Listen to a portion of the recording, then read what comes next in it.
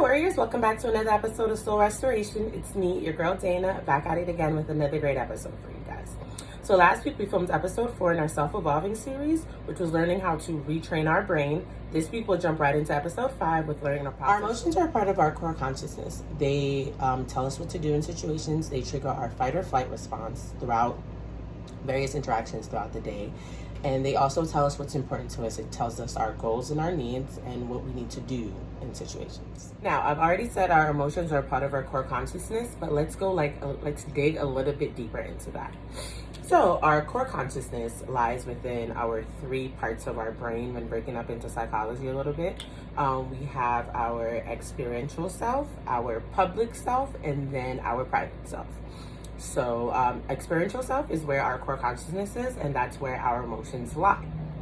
Now, public self is the part of you that you share with everyone else. That's your image. That's how everyone sees you, even your closest friends. They might get a little bit more view of your private self, but basically your public self is the you show the world, right?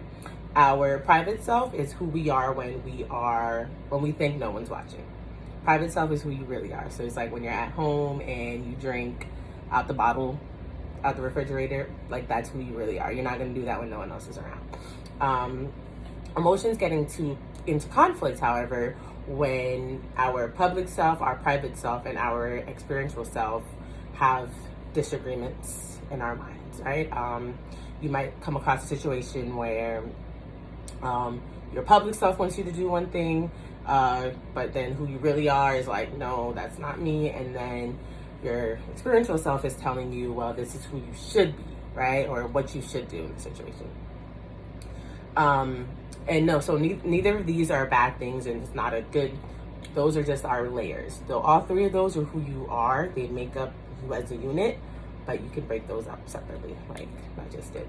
Type of selves interact to see how they process emotions. I'll go through a little example with you guys. So your public self wants you to always put your best self forward. It'll always be a lot of like positive things, right? Which is not a bad thing. It propels you to show more positive emotions and feelings because it's very aware of the perception of other people and what they have of you. If you're in a situation where something embarrassing happens, your public self will have you bury that, and then you will try to push forward, not being embarrassed, not being upset, and you always put your best face forward. Now, that's not a bad thing to always have that, but what happens is when your public self pushes away the bad emotions so you don't have to deal with them at the time it happens, we don't always go back and actually deal with them. They get buried. So what happens is you'll have a moment where you choose to either deal with something and bury it. The first time it happens, it'll be a clear, conscious thing. You will choose to not deal with it, right? Your brain will tell you not to deal with it. Now, the second, third, fourth time when you're in maybe not the same exact situation, but you are in something similar where the similar emotions arrive, you might not get the chance to choose whether to deal with it or not, and you'll automatically bury it. And then it becomes this buildup of us never processing things and never actually dealing with these bad emotions, right? And then, so all of these that are being built up and not being dealt with in a public eye or not being dealt with at all, it pushes pressure on your private self. So that's where you get a lot of anxiety, a lot of depression, a lot of mental illness, because your private self is who you really are and you're not dealing with anything. If you aren't processing everything that's happening above board and you just keep trying to bury it, it goes somewhere, is basically the point I'm trying to make. And your private self is the one that has to deal with you burying that. And burying it, when you hide things, even though you don't mean to intentionally from yourself, somehow they'll come forward. And that's where we get traumas built up. And that's how when people blow up because they don't deal with stuff, something happens and they bury it and they try not to deal with it within that moment. And then they never get around to actually dealing with it. It builds up. And when things build up, they explode. And a lot of times when we see this happen, we're like, why are you so upset when one thing? And it's not just one thing, We all do it, and we all see people who do that. And when they blow up or the explosion happens, it seems very minor, the detail that actually causes the explosion, but it's built with a whole bunch of stuff. It's carrying weight of other things behind it. Next, we'll talk about coping mechanisms. So what are coping mechanisms? Coping mechanisms are a conscious effort to help us get through a situation. It's what we use consciously. So I use the word consciously because there is coping mechanisms and defense mechanisms. Our defense mechanisms are done on an unconscious level, and we aren't aware that we're doing it. Coping mechanisms take an active role in our lives. We choose how we deal with the situation, and that's what coping mechanisms are. How we deal with the situation, right? Now, in that book, Everything Else in Life, you have healthy coping mechanisms and unhealthy coping mechanisms. Most of us are known to use the unhealthy kinds. What exactly are unhealthy coping mechanisms? Well, I'm glad you asked. I'll go right into that. So our unhealthy coping mechanisms range from anywhere from overeating, undereating, to straight up avoiding, right? So we'll start on that spectrum. All right, so these are things that people do all the time, right? It's we'll undereat or overeat to make ourselves feel better about what we're going through, which is how we cope. We'll choose to avoid a situation. You know what, I'm just not going to deal with that. I'm not going to think about that right now, or I don't have the time, I don't have the patience to deal with it. We're choosing to avoid that. It's not going to make the problem go away. We're just putting it off to get back to. And a lot of times we don't get back to it. And again, traumas, and that's how all these things form, is when we don't choose to deal with the things that are right in front of us. Another coping mechanism that people tend to use is compulsion and risk taking. What is that? It'll just be going out their way to take risks and chances that they wouldn't normally do if they weren't avoiding something, right? Drugs, unsafe sex. You have the adrenaline junkies that are chasing after something. You're chasing a high, you're chasing a feeling to get rid of or to distract yourself from what you're going through. And last but not least, my personal unhealthy coping mechanism, and I saved this for last because I'm going to talk about this one a little bit longer because it's the one that I tend to use. So my emotions run crazy all the time. Really high or really low. I don't really haven't yet learned the balance of in between. I'm getting way better at it, and I'm a better place than I would have normally been at. But so either way, I tend to be on one end of the spectrum, right? I'm either super happy or I'm super not. Like literally no in between, guys.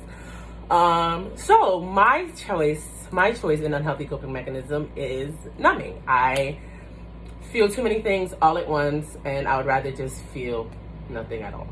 And that's how I choose. And that's the choice I made, or I have made in the past. I'm trying not to anymore, because what happens is I'll block out, so I can become emotionally uninvolved in a situation super easy. Like, okay, this is not, just completely, like, just shut it down. Just completely shut it down.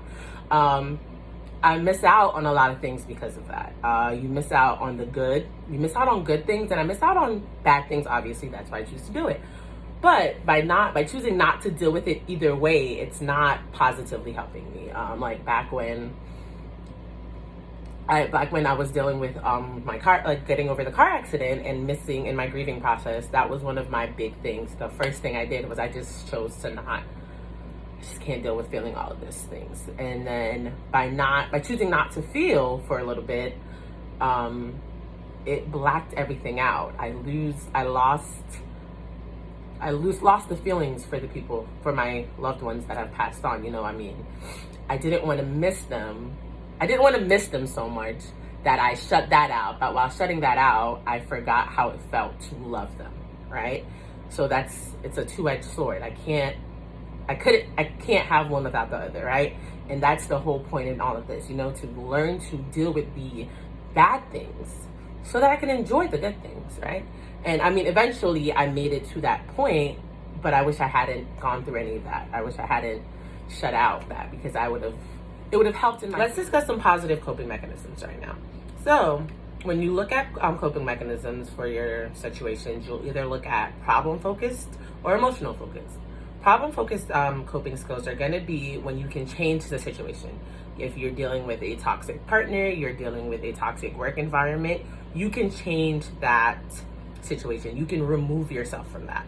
Emotional focused coping is when you can't or won't be able to change the situation, so you'll change how you think about it. And that all goes back to what we were talking about, regulating our emotions last week, right? So when you can't change the situation, you'll change how you'll deal with the situation. But if you can change the situation, 100% change the situation.